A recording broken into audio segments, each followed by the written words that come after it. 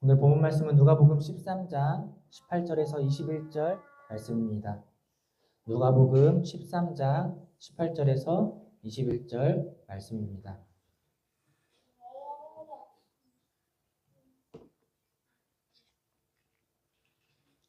네, 다 같이 합독하도록 하겠습니다. 그러고서 예수님은 이렇게 말씀하셨다. 하나님 나라는 무엇과 같을까? 무엇에다 비유하면 될까? 하나님 나라는 어떤 사람이 자기 정원에 갖다 심은 겨자씨 한 알과 같다. 이것은 자라서 큰 나무가 되었고 공중의 새들이 그 가지에 깃들였다. 예수님은 다시 말씀하셨다. 하나님의 나라를 무엇에다 비유할까?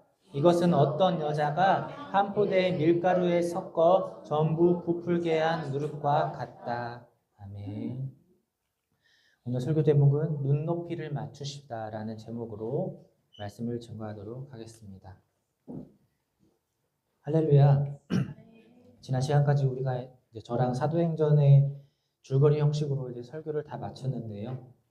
사도행전을 통해서 바울의 서신서도 우리가 살펴보았고 1차, 2차, 3차, 4차 전도여행을 통해서 사도행전의 무대가 되는 장소는 어디고 그때의 시기는 어떠한 시기였는지 한번 정리해보았습니다. 추후에 제가 만든 이 전도여행 지도를 정리해서 제가 교회 카톡방이나 이제 노션이라는 어플이 있어요.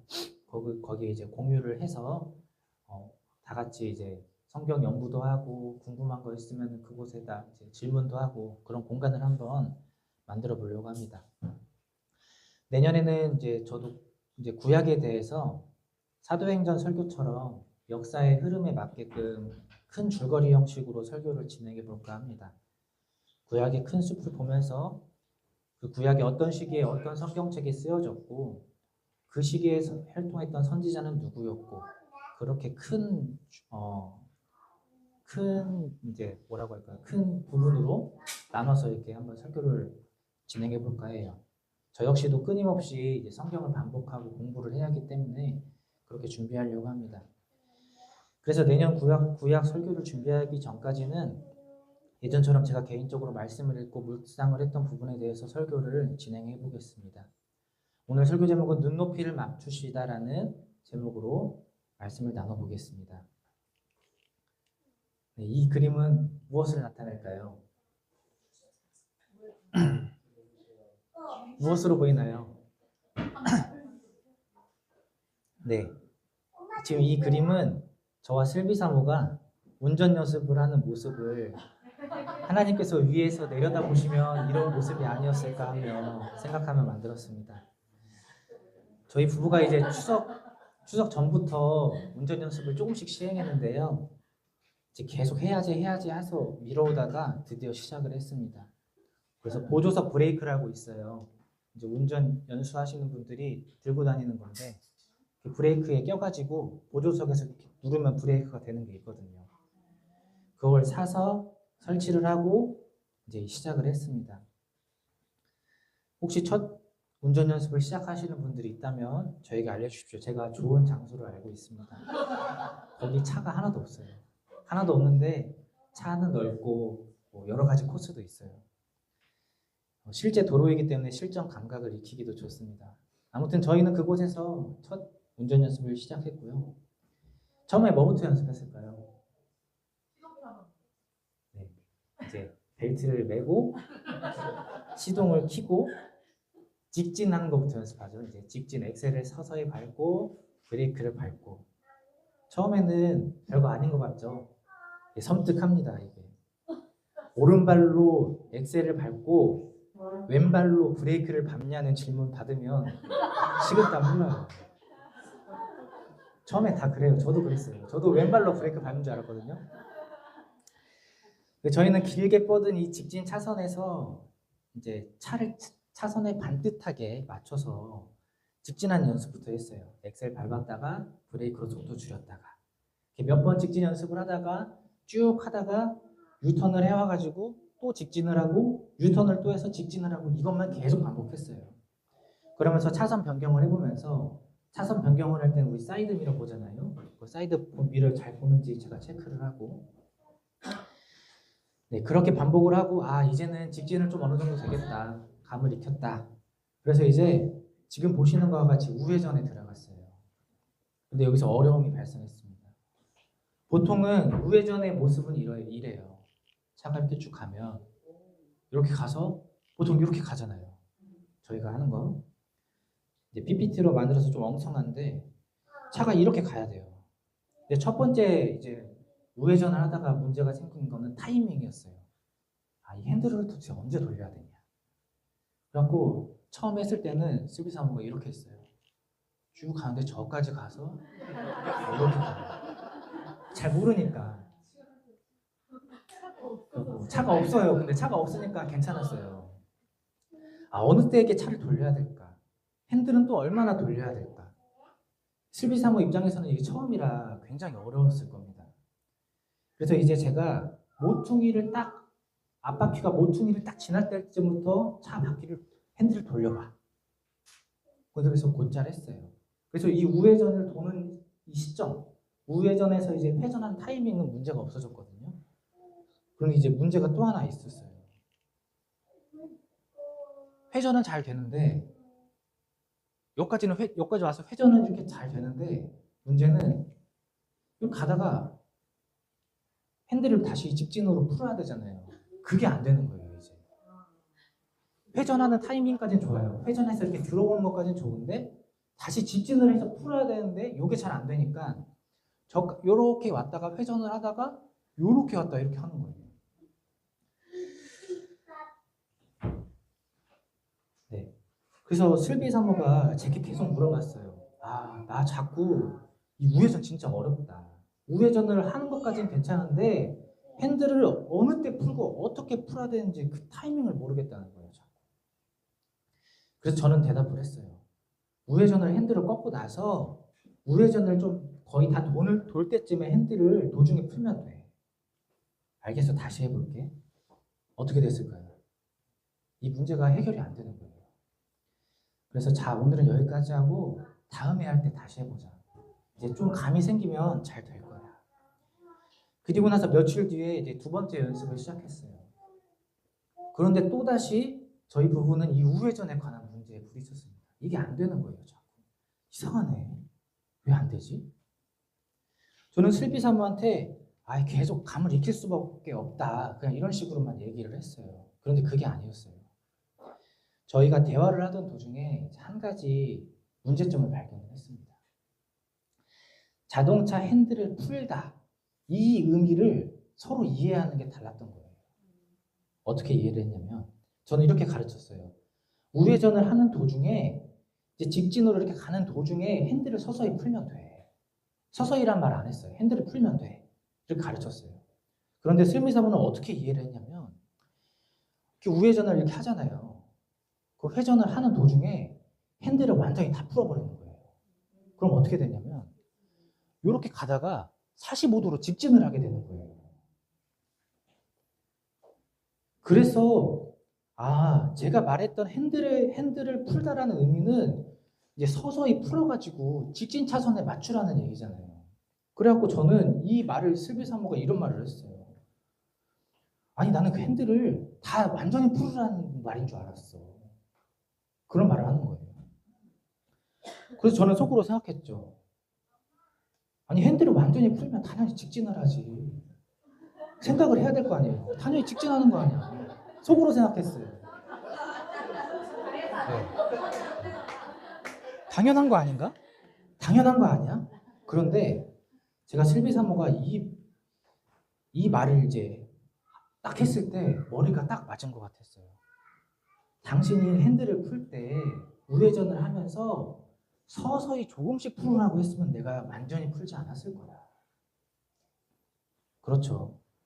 슬비사모 이제 처음 운전 연습을 하는데 저는 당연히 우회전을 하면은 이 직진 차선에 맞춰서 당연히 잘 풀어야 되는 거 아닌가? 저는 당연히 이런 생각을 했고 슬비사모한테 있어서는 이 생각이 당연한 게 아닌 거예요. 저는 이 문제를 한 문장으로 표현을 해봤어요. 그것이 오늘 설교 제목입니다. 눈높이가 달랐다. 내가 생각하는 정도와 다른 사람이 생각하는 정도가 달랐다라는 거죠. 이 차이는 우리가 살아오면서 능력이나 또 살아왔을 때의 경험에 따라 다 달라요.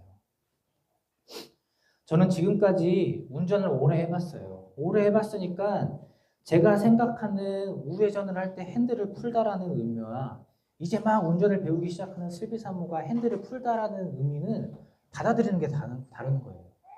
슬비산모는 핸들을 푸는 게 완전히 다 푸는 줄 아는 거예요. 완전히 다른 거죠.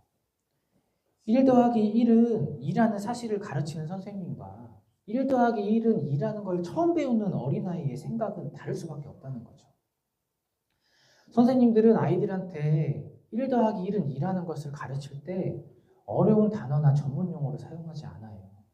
그 아이들이 어떻게 이해할 수 있을까 고민하고 아이들이 어떤 단어를 사용하고 아이들이 잘 익숙한 것을 비유를 들어서 아이들한테 가르칩니다.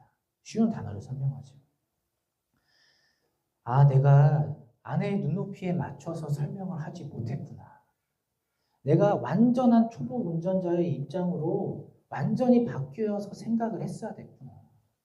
그런 생각을 했어요. 그래서 어제도 연습을 했거든요. 어제 완전하게 우회전을 했습니다. 완벽하게. 그리고 그 연습장에서 집까지 거의 운전해서 왔어요. 완전 일취월장했습니다. 근데 그 원인이 제가 좀 더 세밀하게 세세하게 가르쳐 주니까 되더라고요. 그런데 우리 주님께서도 저와 여러분을 위해서 이렇게 눈높이를 낮추셨다는 사실을 알고 계십니까? 전지전능하신 하나님께서 이 세상에 모르는 거 하나도 없고 이 세상의 모든 것을 운행하시는 하나님께서는 우리가 하나님의 말씀을 잘 이해하고 잘 받아들이게 하기 위해서 주님께서는 고민을 하셨어요. 주님께서는 고민하실 분이 아니에요. 전지전능하신 분이잖아요. 너무 높으신 분이잖아요. 우리가 주님께 사실 맞춰야 되는데 주님께서 높으시니까. 그런데 주님께서는 우리를 위해서 고민을 하셨다는 거죠. 오늘 말씀을 통해서 주님께서는 하나님 나라에 대해서 어떻게 가르치고 계신지, 우리가 그것을 이해하기 쉬운지 어려운지 오늘 말씀을 그냥 읽어볼 거예요. 그래서 주님께서 얼마나 우리를 위해서 고민하셨는지 그것을 한번 살펴보기를 원합니다. 예수님은 이렇게 말씀하셨다. 하나님 나라는 무엇과 같을까? 무엇에다 비유하면 될까? 예수님이 성경 말씀을 읽다 보면은 질문하시는 장면들이 많은데 보통은 사람들한테 물어보거든요. 너 이거 어떻게 생각해? 너 왜 그랬어? 그런데 이 질문은 좀 달라요. 하나님 나라는 무엇과 같을까? 무엇에다 비유하면 너희들이 잘 이해하고 받아들일 수 있을까? 고민을 하셨다는 거예요. 이 하나님 나라, 천국이라는 거는 우리가 딱 들었을 때 지금 우리가 신앙생활을 하고 있지만 믿지 않는 사람들한테 딱 물어보면 너무 추상적이죠. 도대체 뭘까? 하나님 나라는 어떤 속성이고 어떻게 생겼고 거기 뭐 하는 곳이며 어려워요. 천국 어떤 곳이지? 그곳에서는 무슨 일이 있지? 그런데 주님은 이미 다 아시는 분이잖아요. 하나님이신데. 세세히 속속들이 다 알아요. 그런데 하나님께서 그 영적으로 아주 영적인 하나님만 아시는 그 전문적인 용어를 사용하면 우리가 하나님 나라를 이해할 수 없다는 거예요. 그래서 이 미천한, 이 무지한 사람들을 위해서 하나님께서는 전지전능하신 분임에도 불구하고 오늘 이 본문 말씀처럼 물음표를 만드셨어요. 하나님 나라에 무엇을 비유할까? 어떻게 하면 너희들이 더 쉽게 할 수 있을까? 어떻게 하면 이 말씀을 오래도록 기억할 수 있을까? 그래서 선택하신 것이 비유였어요.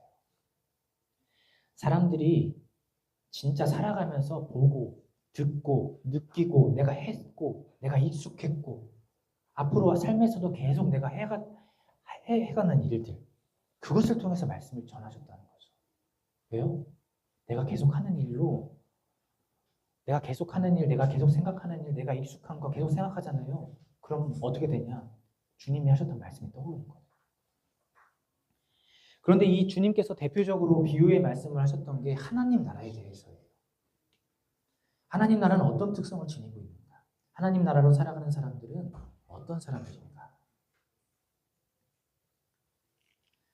하나님 나라는 어떤 사람이 자기 정원에다 갖다 심은 겨자씨 한 알과 같다. 이 겨자씨 한 알은 자라서 큰 나무가 되었고 공중의 새들이 그 가지에 깃들었다. 이 주님께서 하신 말씀을 그냥 천천히 읽어보면 어떤가요?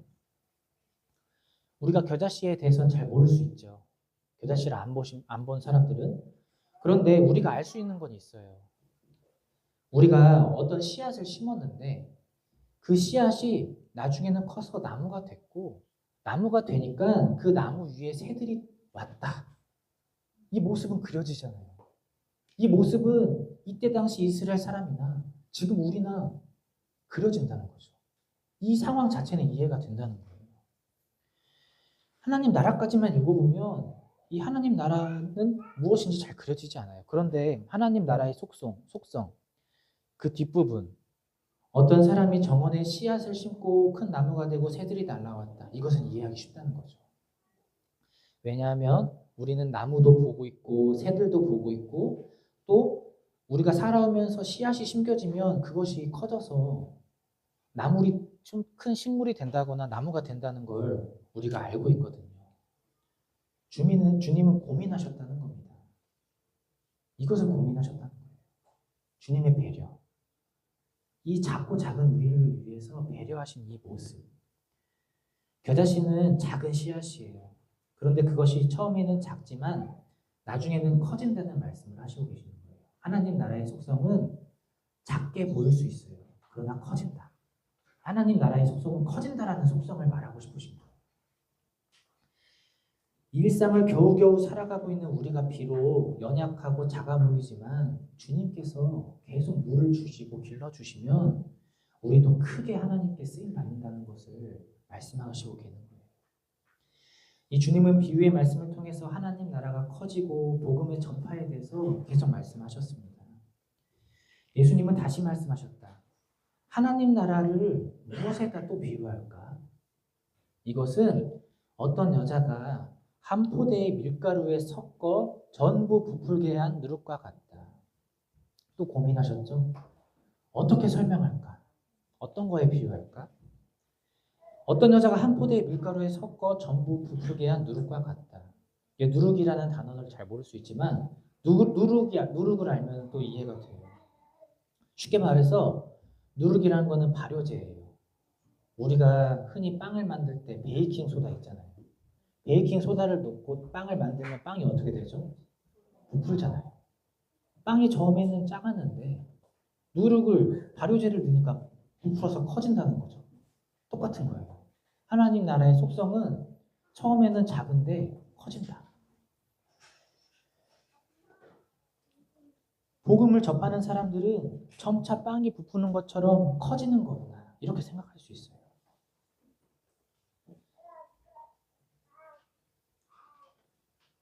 그런데 이 누가복음 13장이 천국의 비유의 이제 말씀이 나왔는데 마태복음 13장 똑같은 13장이에요. 이 13장도 이 본문 말씀과 똑같은 비유가 있고 또 천국을 비유하는 말씀이 또 더 있어요. 그래서 우리가 또 마태복음 13장도 한번 살펴보겠습니다. 그 후에 예수님이 군중과 헤어져 집에 들어가 있을 때 제자들이 와서 밭에 독보리, 이제 가라지 비유라고 하는데요. 이 비유를 자세히 설명해 주세요. 주님께서 이 말씀 지금 이 마태복음 13장 36절 이전에 한 비유의 말씀을 했어요. 추수 때의 비유라고 밀과 가라지의 비유예요. 어떤 비유였냐면 어떤 사람이 밭에 좋은 씨앗을 뿌렸는데 자고 있는 사이에 원수들이 와가지고 그 좋은 씨를 뿌렸던 밭에 나쁜 씨앗을 뿌린 거예요. 이것을 우리 개역개정에서는 가라지라고 하거든요. 그런데 이제 이걸 학명으로는 독보리라고 해요. 독보리. 이게 뭐냐면 잡초입니다. 그런데 이 가라지가 밀하고 처음에 자랄 때 생긴 게 거의 비슷해요. 초기에. 그래가지고 구분이 안 가는 거예요. 이게. 그런데 점차 자라다 보면요. 이게 밀과 독보리가 생긴 게 구분이 돼요. 그런데 뭐가 문제냐면 가라지는 우리가 먹으면 안 되는 거예요. 이게 독보리라고 하잖아요. 이거 먹으면 구토와 설사와 현기증이 일어나서 이 독성이 아주 강한 식물이라 먹으면 안 돼요. 그래서 그때 당시 사람들은 이제 밭에서 농사를 짓고 추수할 때 밀과 가라지가 같이 있으면 가라지를 뽑아서 다 불에 태웠어요. 주님께서 이런 비유를 한 거예요. 그런데 종들이 이해가 안 가는 거예요. 비유의 말씀을 듣긴 했는데 아까 그 누가복음 13장처럼 이해가 잘 되는 비유가 있는가 하면은 말씀을 듣고서도 비유의 말씀을 듣고서 이해가 안 되는 것도 있어요. 그래서 묻는 거예요. 오늘 말씀처럼. 주님, 비유를 듣긴 들었는데 무슨 말씀이시 이해가 안 돼요. 그때 주님께서 비유의 말씀을 하셨음에도 그 비유를 또 설명까지 해주세요. 제자들은 이 농산일에 대한 상황 자체는 이해됐는데 이 비유의 말씀까지 이해가 안 됐던 거예요. 그런데도 불구하고 주님께서는 친절하게 다 설명을 해주세요. 그래서 우리가 추수 때의 비유의 말씀 주님이 설명해 주시는 것을 천천히 읽어볼게요. 한번 이해가 되나 안 되나 한번 보세요.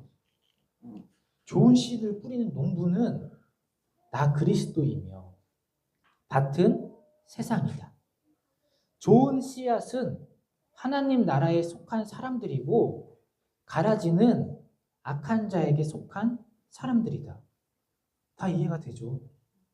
아, 농부는 하나님이시구나. 좋은 씨앗을 밭에 뿌렸다는데 이 밭은 세상을 뜻하는구나. 아, 좋은 씨앗은 하나님을 믿는 사람들을 말하는 거구나. 그런데 원수가 뿌린 이 독보리 가라지들은 하나님을 믿지 않은 원수와 함께 가는 사람들이구나. 이해가 너무 잘 되잖아요. 가라지를 뿌리는 원수는 마귀이다. 원수는 또 마귀라고 설명해 주셨고 추수 때는 세상 끝날이다. 그리고 추수하는 추수꾼들은 천사들이다. 그러므로 너희들이 농사를 지을 때 추수 때 가라지를 뽑아 불태우듯이 세상 끝날에도 추수 때 그렇게 하듯이 이 세상 끝날에도 하나님께서 천사들을 보내겠다. 그들은 죄짓게 하는 모든 사람과 악을 행하는 사람들을 내 나라에서 모두 추려내어서 불구덩이에 던져 놓을 것이다. 그러면 거기서 통곡하며 이를 갈 것이다. 그때 의로운 사람들, 좋은 씨앗들, 하나님을 믿는 사람들은 아버지 나라에서 해같이 빛날 것이다. 귀 있는 사람들은 잘 들어라. 어떠신가요? 추수 때 비유를 들어보면은 그 농산일 상황에 대한 것 자체는 이해는 되지만 좀 어려울 수 있어요. 그러나 주님께서는 제자들과 사람들이 어려워하니까 그 비유의 말씀조차도 배려하셔서 설명을 해주셨다는 겁니다. 색깔별로 구분을 해봤는데 굉장히 간단하죠. 굉장히 명료해요. 구분이 잘 돼요. 그래서 이 비유의 말씀을 들으면 우리가 만약에 농산일을 지는 사람들이라면 이 말씀이 잊어버리지가 않는 거예요. 아, 추수 때 밀과 가라지를 보면서 주님께서 그때 이 비유 말씀하셨는데 내가 추수 때 이제 가라지 뽑아가지고 불태우고 있을 때 세상 끝날에 하나님을 믿는 사람들과 믿지 않은 사람들이 이렇게 되는구나. 기억이 나는 거죠. 이게 이때 당시 사람들의 일상이었거든요. 그래서 이 주님의 말씀이 이 비유의 말씀이 이들한테 뼛속 깊이까지 새겨지는 거예요. 주님은 이걸 고민하신 거예요. 어떻게 하면 뼛속까지 깊이 이해하고 받아들일까? 내 말을 간직할까?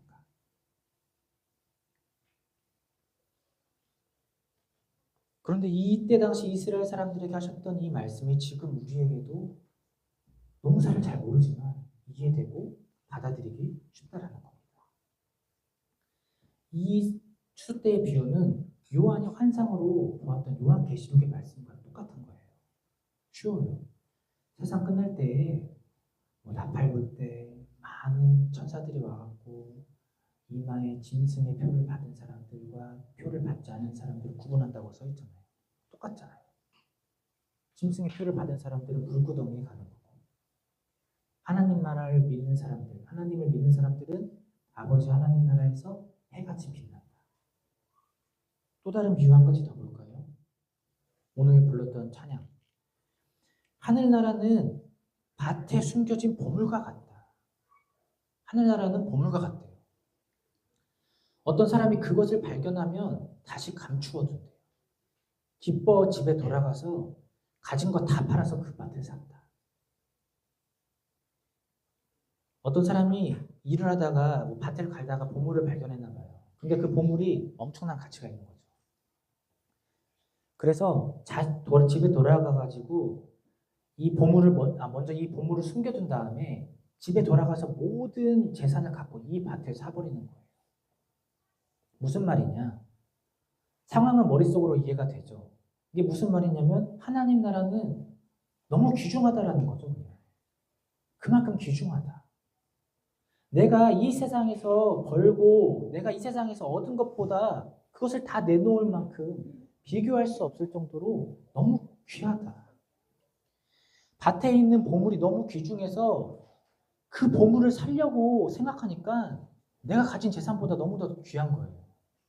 그래서 그 보물을 몰래 숨겨두고 그 밭을 사버리는 거예요.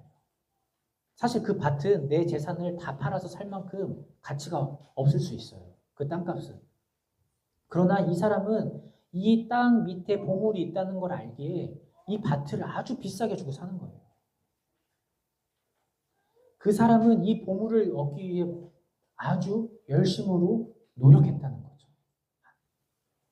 하나님 나라를 살아가는 사람들은 이런 사람들이라는 거예요. 내가 하나님 나라를 귀중하게 여기고 하나님 나라를 귀중하게 여기기 때문에 하나님 나라를 위해 열심으로 살아가는 사람들이라는 거죠. 이게 뭐 다 가진 재산 다 팔아서 헌금하라는 비유가 아니에요. 그런 얘기가 아닙니다. 구원은 돈 주고 얻는 게 아니잖아요. 하나님 나라를 아주 귀중하게 여기면 그것을 위해서 열심으로 노력하고 열심으로 나아가라는 거예요. 주님은 이렇게 우리가 이해하고 받아들이기 쉽도록 우리의 눈높이에 맞춰서 말씀을 가르치셨다는 겁니다. 오늘 말씀의 요지가 이거예요. 주님은 왜 그렇게 하셨을까? 오늘 주님께서 하신 말씀의 비유의 말씀을 조금 살펴보았어요. 주님은 왜 이렇게 비유를 들고 여러 이야기까지 손수 지어내가면서 말씀을 가르치셨을까요? 그것은 순전히 우리를 위한 것입니다. 주님은 다 알고 계세요. 우리가 하나님 나라라는 광대하고 너무 고차원적이고 이해하기 어려운 것을 우리의 수준으로 낮춰서 설명해 주셨죠. 그것은 우리를 있는 그대로 받아들여 주셨다라는 것을 의미합니다. 주님께서는 우리의 수준을 주님처럼 높고 광대하고 넓고 잘하고 이런 수준까지 억지로 끌어올리신 것이 아니라 굉장히 무리를 시켜서 우리가 이해할 수 있도록 기억할 수 있도록 그렇게 하신 것이 아니라 크고 높으신 주님께서 우리의 수준에 우리의 눈높이에 맞춰주셨다는 겁니다. 오늘 본문 말씀은 천국 비유에 대한 말씀이셨죠. 그런데 오늘 보세요. 저는 천국에 대한 설교를 하지 않았어요. 지금 그냥 읽기만 했잖아요. 그런데 말씀을 천천히 읽고 보니까 우리는 그것을 이해하고 우리는 그것을 받아들였다는 거죠. 무엇이 더 필요하겠습니까? 주님께서 하신 비유와 주님께서 직접 그 비유를 풀이하신 말씀 이외에 이 위에 어떤 추가적인 지식이 필요하냐고요. 제가 보기에는 없어요. 중요한 것은 이 말씀을 이해하는 것도 이해하는 거지만 내가 이 말씀을 받아들이는 거예요. 내 것으로. 이 말씀을 내가 믿는 거예요. 우리가 오늘 읽었던 말씀을 이해했지만 받아들이느냐 그렇지 않느냐가 중요하다는 것이죠. 주님께서는 우리의 눈높이를 맞춰주신 이유는 우리가 말씀을 믿고 받아들일 수 있도록 고민하시고 주님 역시 노력하셨다는 겁니다. 아무리 우리가 쉽게 이해한들 받아들이지 않으면 별 수 없잖아요. 그래서 주님께서는 우리가 일상 가운데 계속 일하는 거, 우리가 생각하는 거, 우리가 보는 거, 우리가 듣는 거를 통해서 말씀을 자꾸 떠올리도록 작업을 했다는 거죠. 공감. 세상 사람들이 살면서 경험하는 걸 이용하셨다. 주님은 주님의 말씀을 듣는 사람들이 말씀을 온전히 받아들이기 원하는 마음으로 그것을 위해 새벽 아침에 일어나서 기도하시고 고민하시고 또 연구하시고 찾아가신 게 아니었을까요? 오늘 우리가 그 주님의 마음을 생각해 보자는 겁니다. 우리는 어떤 눈높이를 맞춰야 할까요? 가정, 일터, 신앙 여러 가지 우리의 장소와 시간에서 우리가 어떤 사람들에게 누구에게 맞출 수 있는 눈높이는 무엇일까? 우리도 고민을 해야 한다는 거죠. 주님께서 나를 위해서 그렇게 하셨듯이. 우리의 일상생활에서 이제 사람과 사람 사이에서 발생하는 문제도 어쩌면 우리의 눈높이가 달라서이지 않을까 그런 생각을 해봤어요.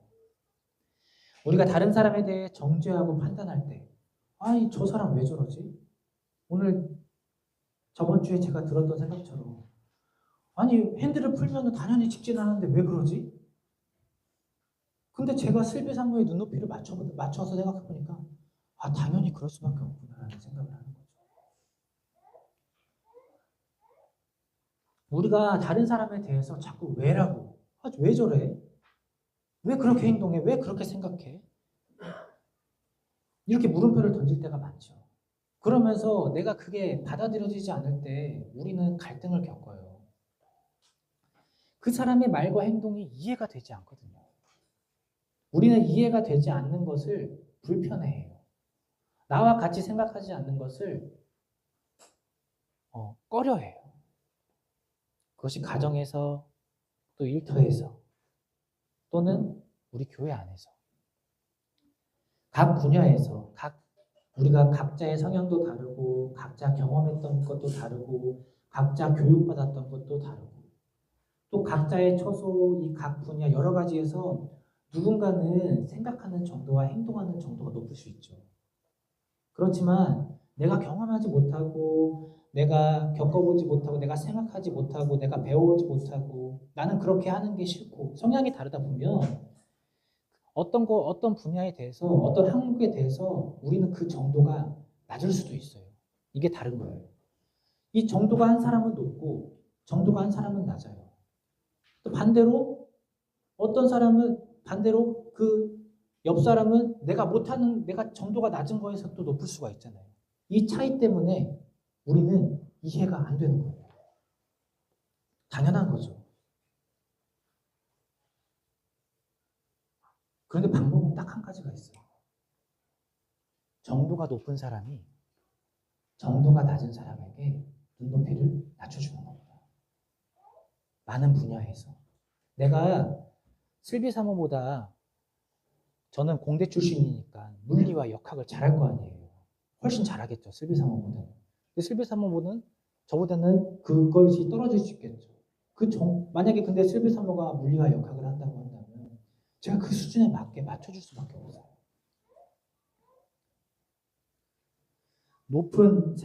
눈높이가 높은 사람이 눈높이가 낮은 사람에게 맞춰주는 것. 저는 이걸 용납이라고 정의하고 싶습니다. 이해가 아니에요. 우리는 이해할 수 없어요. 정도가 다르기 때문에 이해는 안 돼요. 그렇지만 내가 높은 것을 낮게 맞춤으로 이 낮은 것을 받아들일 수 있다는 거죠. 용납할 수는 있어요. 그 모습 그대로.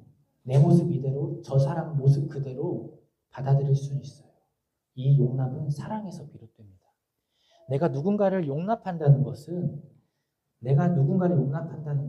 내가 그 사람보다 그 분야에서 정도가 높기 때문에 낮게 눈높이를 낮춰야 되죠. 그것은 나의 희생을 의미해요. 내가 어떤 부분에서 내가 그 사람을 위해 낮은 모습으로 가야 되니까 나의 희생이 있는 것입니다. 희생 없이 사랑을 할 수 없어요. 사랑 없이 용납할 수 없고요. 이해되고 싫지만 받아들여주는 것. 무엇을 위해서 그래야 될까요? 주님을 알기 위해. 그리고 내가 그렇게 해야 되는 이유는 무엇일까요? 오늘 본문 말씀처럼 주님이 나를 위해서 천국 비유를 고민하시고 연구해 주셨잖아요. 주님께서 나를 위해서 비유의 말씀을 고민하시고 나를 위해서 낮아주셨듯이 나도 그래야 한다는 것입니다. 우리 삶에서 발생하는 인간관계의 문제는 이 용납하는 것, 눈높이를 맞추는 것이 내가 너무 힘들어서 그런 건 아닐까요? 그러나 모든 것을 용납하는 것은 아니에요. 하나님께서 악하시다는 것을 용납하자는 건 아니에요. 그것에 동조해서는 안 됩니다. 단지 우리가 그 사람을 생각해 보면서 그 사람의 입장이 되어서 눈높이를 낮춰보자는 거예요. 가정에서는 어린아이에게 우리 도준이랑 도빈이랑 도훈이 생각하고 행동하는 거 볼 때 얘 왜 이러지 할 때 있잖아요. 그런데 당연해요. 그런 게 당연해요. 우리 어렸을 때 다 그랬을 거예요. 안 그런 사람 없었을 거예요. 사춘기질을 접어둔 자녀. 쟤 왜 저러지? 당연해요. 그 아이는 그때 당시 그 사춘기 시기에 그러는 게 당연해요. 그런데 돌이켜보니까 나도 그랬어요. 또는 남편에게. 우리는 남편과 아내는 성향이 달라요. 왜 저러지? 왜 저러지가 아니라 당연해요. 아, 살아온 게 다르지. 나랑 성향이 다르지. 당연한 거구나. 일터에서는 처음 일을 배우는 사람에게 너 왜 이것밖에 못해? 너 왜 그래? 당연해요. 처음 일을 배우는 거니까. 그러잖아요. 교회 안에서는 초심자에게, 믿음이 연약한 사람에게 우리가 눈높이를 낮춰보자는 겁니다. 그 이유는 주님의 말씀과 같아요. 내가 너희에게 행한 것 같이 너희도 이와 같이 하라. 어디서 나온 말씀이었죠? 주님이 제자들의 발을 씻기셨을 때. 내가 이렇게 발을 씻기는 거는 내가 본을 보여서 너희들도 다른 사람의 발을 씻기게 하기 위함이야. 내가 이렇게 낮아졌으니까 너희도 어딜 가든지 낮아져야 돼. 우리가 먼저 주님으로부터 용납을 먼저 받았기 때문에 다른 사람도 용납을 해야 되는 거예요.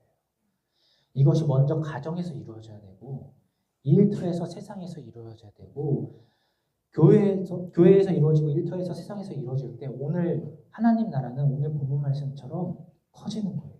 확장되는 거예요. 부풀어가는 겁니다.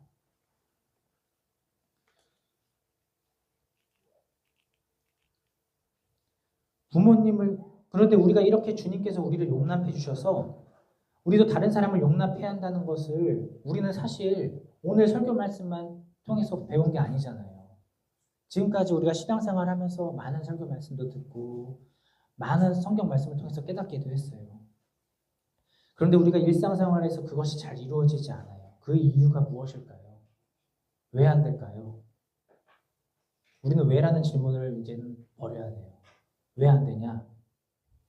따라해 볼까요? 안 되는 것이 당연하다. 왜 안 되는 게 아니라 우리는 원래 안 되는 게 맞아요. 당연한 거예요. 우리가 안 되는 이유를 간단하게 생각해 보겠습니다. 자, 부모님을 공경하라는 이 문장은 맞는 말인가요? 틀린 말인가요? 왜 맞는 말이죠? 맞아요. 우리가 맞다 틀리다의 가치. 우리가 맞다 틀리다의 가치 판단은 항상 주님의 말씀이냐 말씀이 아니냐라고 하는 거죠. 거짓말을 하지 말자. 이 문장도 맞는 말인가요? 틀린 말인가요?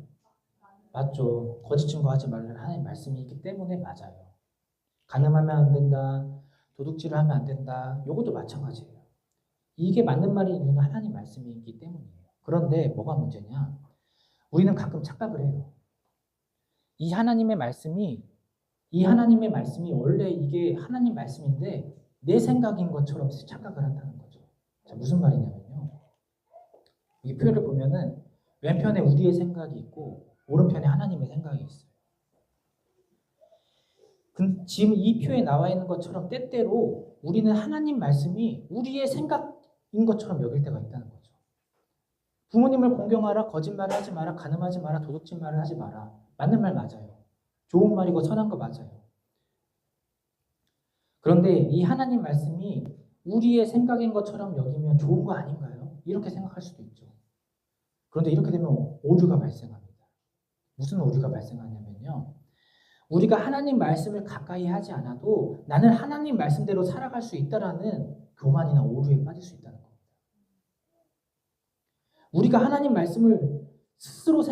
하나님 말씀을 스스로 생각하는 게 아니에요. 하나님 말씀을 우리가 생성하는 게 아닙니다. 우리는 기존에 있던 말씀을 기억하는 거예요.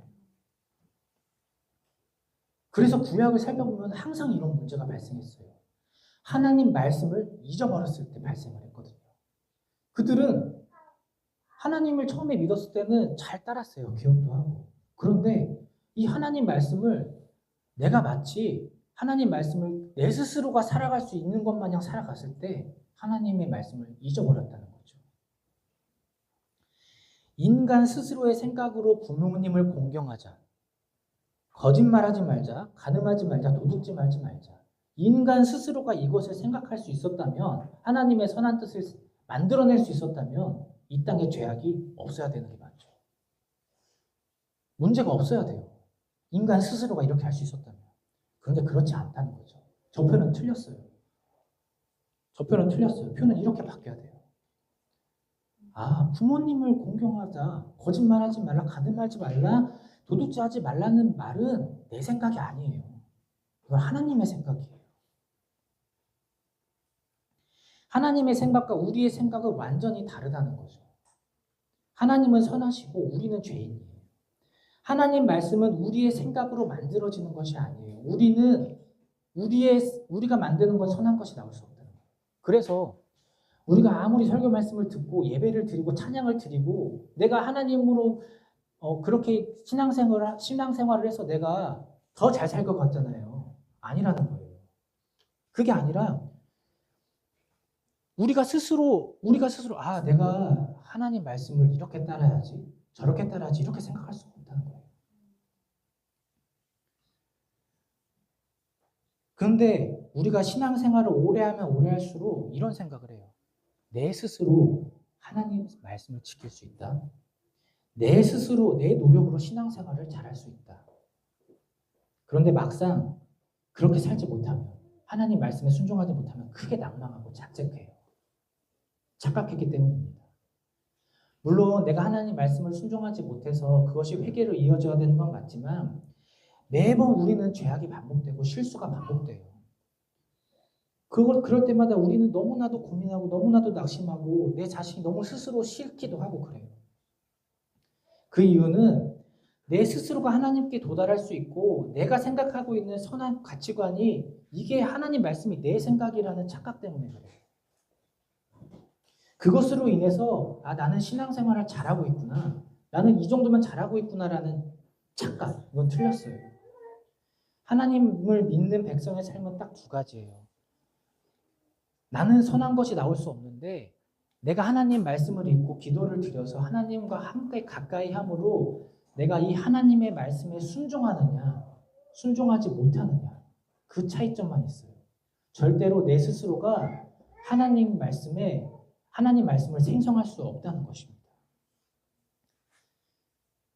우리가 선한 것, 내가 하나님 말씀으로 선하다고 생각하는 것은 나로부터 나오지 않는다라는 거예요. 나는 원래 안 되는 사람이에요.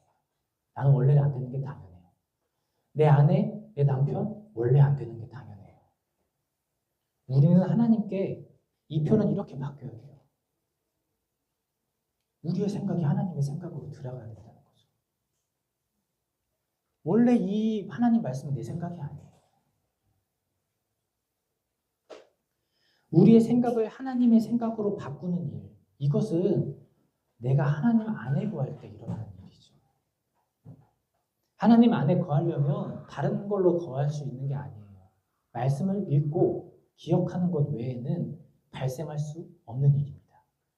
말씀이 곧 하나님이시기 때문에. 다시 본 주제로 돌아와서 용납이라는 것, 사랑이라는 것, 하나님 말씀이 선한 그 행실은 다 마찬가지예요. 우리 스스로가 할 수 없다. 내 노력으로 할 수 있는 일이 아니라는 거예요. 그래서 나는 왜 안 되지? 나 또 이러네. 저 사람 왜 저러지? 교회 오래 다녔는데 왜 저렇게 생각해?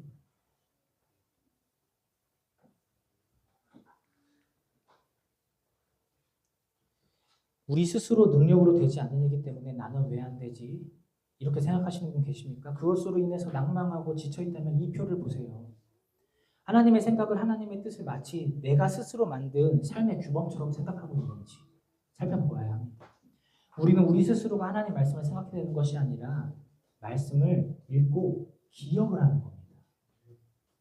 그것을 순종하는 거예요. 따라서 낙심하지 마세요. 돌이키면 됩니다. 나는 원래 안 돼요. 우리는 원래 선하지 않아요. 연약하고 보잘것없어요. 오늘 본문 말씀의 겨자씨처럼 원래 그래요. 그래서 주님께서는 원래 안 되는 게 우리이기 때문에 주님께서 눈높이를 낮춰주신 거예요. 우리는 하나님 말씀을 가까이 하고 믿음으로 읽고 믿음으로 순종하는 것이 우리의 노력이에요. 그 하나님 나라가 그 밭에 감추인 보물인 걸 찾은 사람처럼 이 하나님 나라를 내가 어떻게 얻을 수 있지? 이게 너무나도 귀중한데 내가 이걸 귀중한 것을 어떻게 얻을 수 있냐 고민하고 연구하고 그것을 실천하는 거. 그게 말씀을 읽고 기억하고 그 말씀을 순종하는 거. 이게 우리 노력이에요. 다른 건 없어요. 그런데 이것조차도 오늘 주님께서 우리의 눈높이를 맞춰주셨듯이 우리가 높아져서 주님의 눈높이에 맞춰지는 게 아니라 주님이 낮춰주신 그 눈높이를 우리가 그 주님의 눈높이에 맞춰진 것을 눈동자를 바라보기만 하면 된다는 거죠. 주님과 눈을 마주치기만 하면 되는 거예요.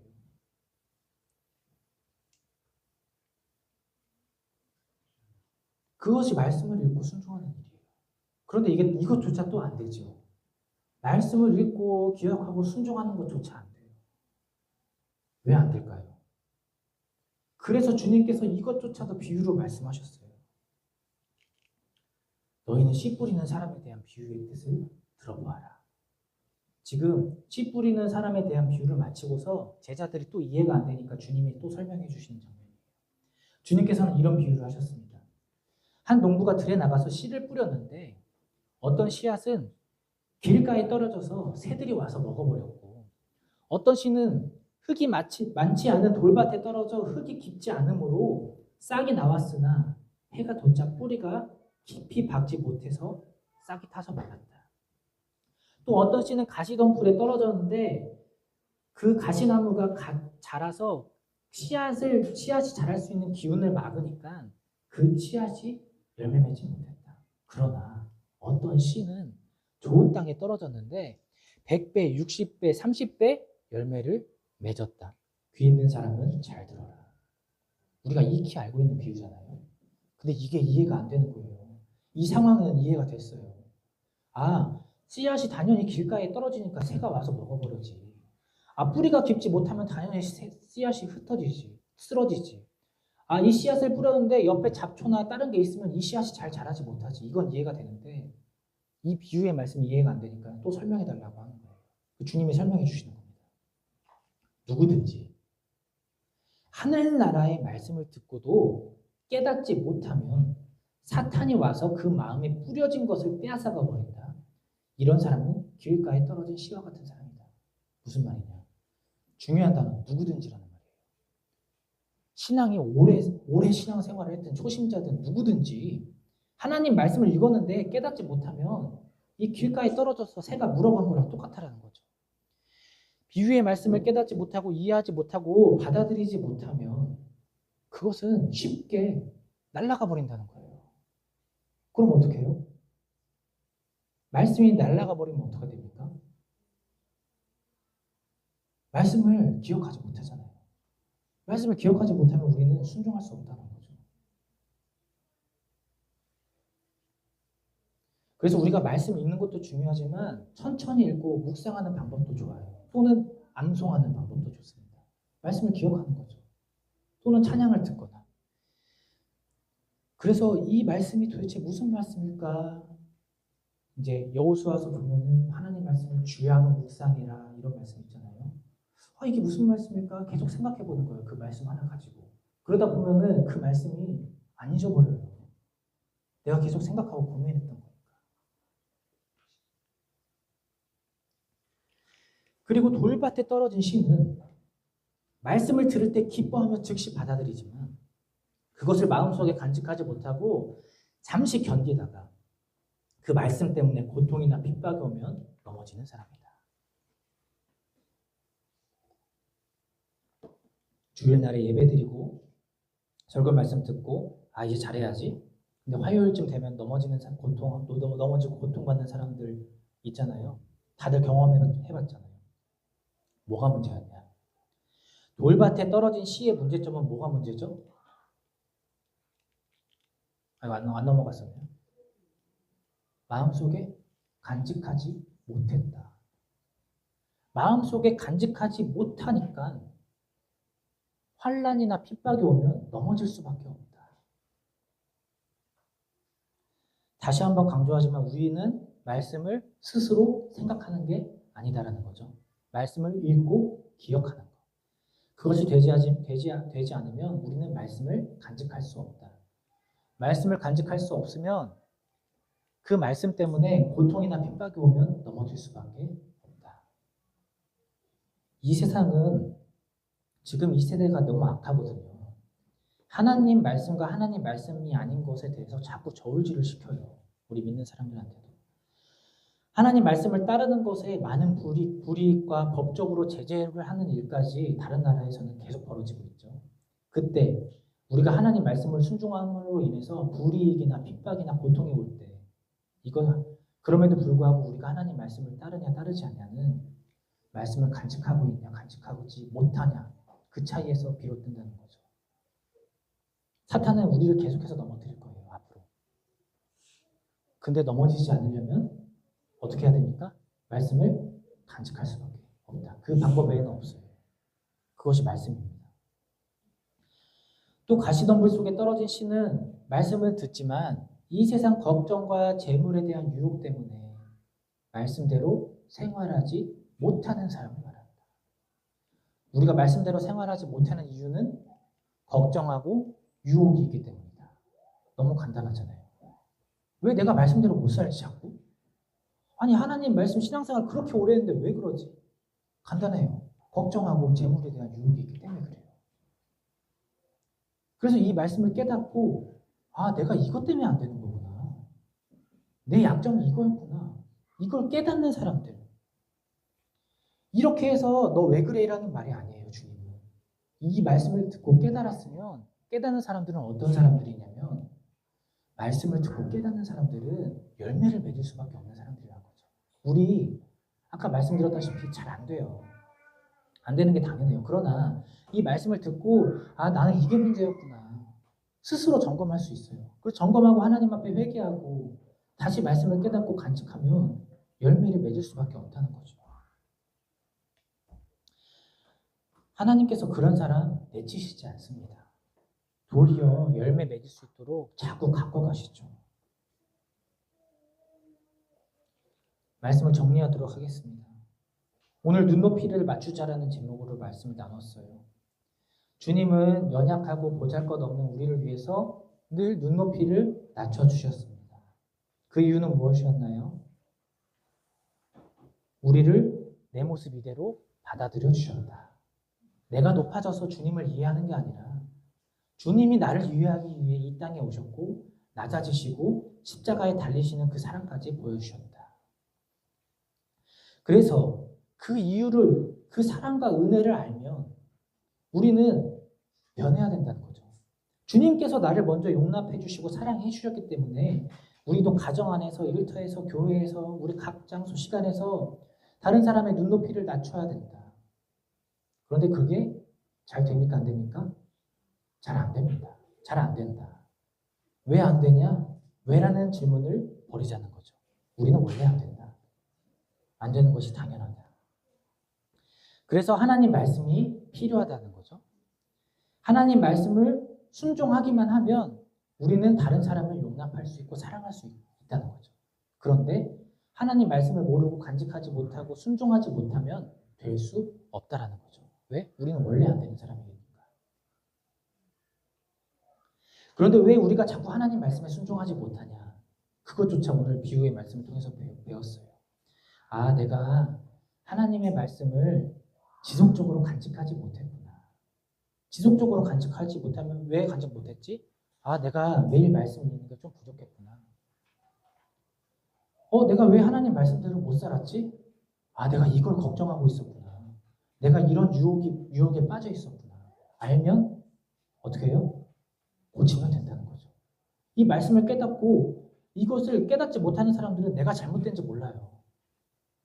이 돌밭에 뿌려진 비유와 가시나무가 있는 비유를 읽고서 깨닫지 못하면요, 내가 잘못된 사람인지 몰라요. 그런 사람은 바뀔 수가 없죠. 말씀을 깨닫지 못하는데. 그러나 말씀을 읽고 내가 이 말씀이 무엇인지 이해하고 받아들이고 믿으면, 깨달으면 당연하게 변할 수밖에 없다는 거죠.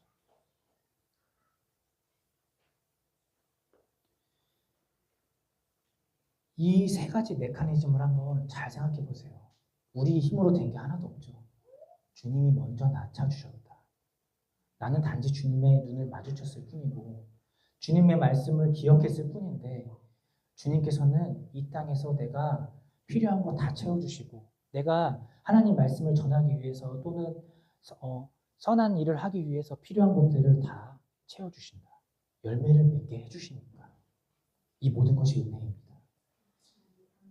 그래서 끝으로 주님께서 우리를 위해 비유의 말씀을 고민하셨던 모습을 한번 떠올려 보면서 다시금 본문 말씀을 읽고 예배를 마치겠습니다.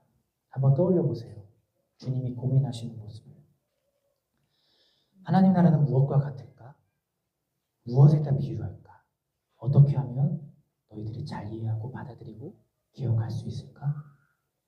하나님 나라는 어떤 사람이 자기 정원에 갖다 심은 겨자씨 하나과 같다.